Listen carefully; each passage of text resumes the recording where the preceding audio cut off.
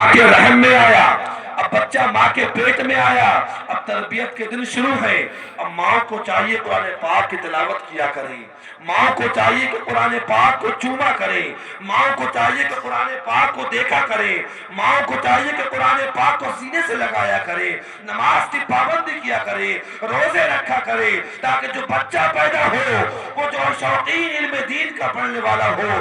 آج ہمارے گھروں میں جو دیکھا جاتا ہے کہ چھوٹے چھوٹے بچے بھی موبائل کے عاشق بن گئے ہیں، ناٹکوں کے عاشق بن گئے ہیں، فلموں کے عاشق ہو گئے ہیں۔ وجہ یہی ہے بچہ ماں کے شکم میں ہے، اس کو کیا معلوم موبائل کسے کہتے ہیں؟ بچہ ماں کے پیٹ میں ہے، اسے کیا معلوم موٹو پتلو کسے کہا جاتا ہے؟ لیکن یہ سب باتیں کب سیکھی کہ بچہ ماں کے رحم میں تھا اور ماں ناٹک دیکھ رہی تھی تو بچے پہ اثر پڑ رہا تھا، کیونکہ یہ ہمارے اسلاف کی زندگی سے ثابت ہے کہ مائیں اگر جو کام کرتی ہیں ان دنوں میں وہ باثر جو ہے بچوں پہ پڑا کرتا ہے۔ سرکار غوث اعظم رضی اللہ تعالیٰ عنہ، بچپن کا زمانہ ہے، ان کے باپ نے ان کا ہاتھ پکڑا اور مدرسے روانہ ہو گئے، کہا میرے بچے کو جو ہے بسم اللہ خوانی کیا کی جا کروائی جائے۔ تو ان کے استاد محترم نے بسم اللہ پڑھائی، جب بسم اللہ کا نمبر آیا تو وہ جو ہے بسم اللہ پڑھنے کے بعد قرآن پاک کی تلاوت کرنا شروع کر دیے،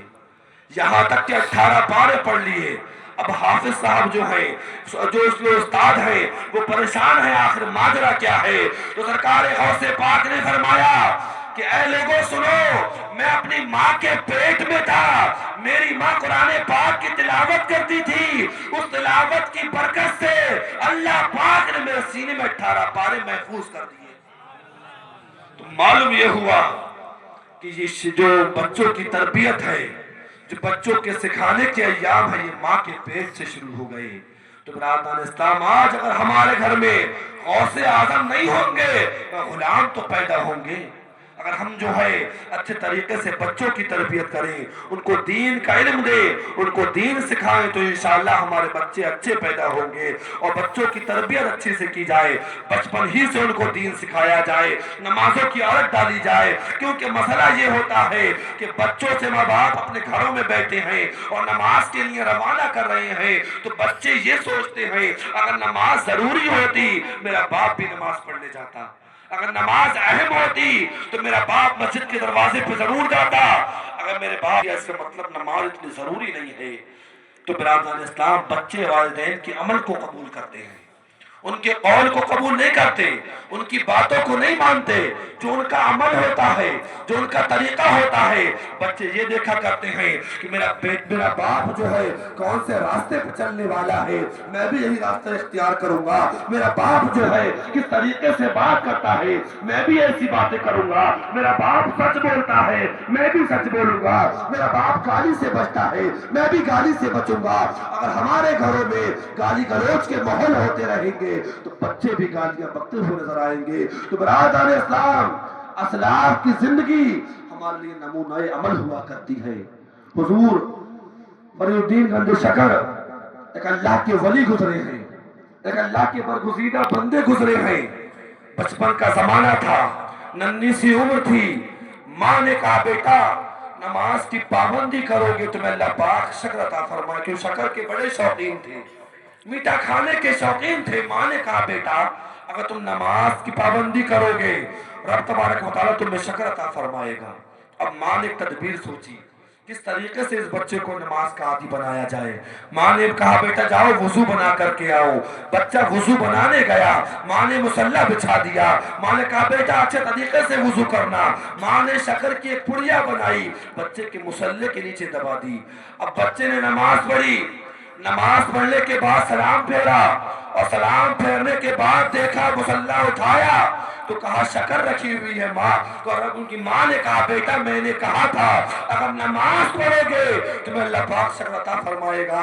اس کے بعد ویسے ہی نماز پڑھتے رہے، ماں کا یہی معمول رہا کہ ان کے شکر کا انتظام کرتی رہی۔ تو برادران اسلام ایک دن وہ بھی آیا کہ کہ جب ایک دن ماں گھر میں نہیں تھی، نماز کا وقت ہو گیا، اب ماں جہاں ہے رب کی بارگاہ میں دعا کر رہی ہیں، مولا مصلی پہ لا دیا ہے فرید کو، تیری بارگاہ میں سر جھکا دیا ہے میں نے فرید کا، اے مولا میں نے اپنے بیٹے کو نماز کا عادی بنا دیا ہے، ابھی ننھی عمر ہے، شکر کے ذریعے سے نماز پڑھا کرتا ہے، آج نماز کا وقت ہو گیا ہے اور میں گھر میں نہیں ہوں، اے مولا میری عزت کی لاج رکھ لینا، اے مولا میری عزت کی لاج رکھ لینا۔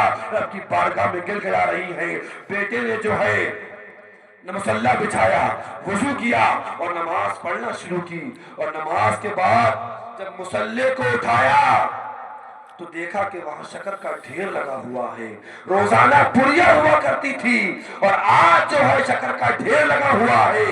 اس کے بعد جو ہے ماں گھر آئی، گھر آ کر کے پوچھا بیٹا نماز پڑھ لی؟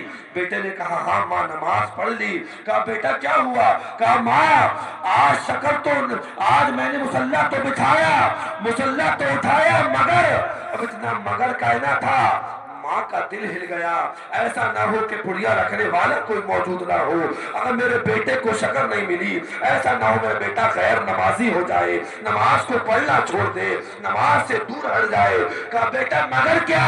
کہا ماں روز شکر کی پڑیا ہوا کرتی تھی اور آج جو ہے شکر کا خزانہ لگا ہوا ہے۔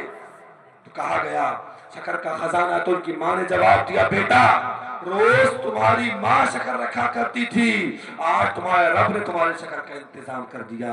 تو برادران اسلام اپنے بچوں کو بچپن کے زمانے سے دین سکھائیں، بچپن کے زمانے سے نماز کی تلقین کریں، ان کو بتائیں نماز کتنی ضروری ہے، علم دین کتنا ضروری ہے۔ تو یہ باتیں کہاں معلوم ہوں گی کہ نماز کا طریقہ کیا ہے، نماز کسے کہتے ہیں، روزے کا طریقہ کیا ہے، روزہ کیسے رکھا جائے گا، روزے کے اندر کیا باتیں ممنوع ہیں، کیا باتیں مشروع ہیں، یہ کب معلوم ہوگا؟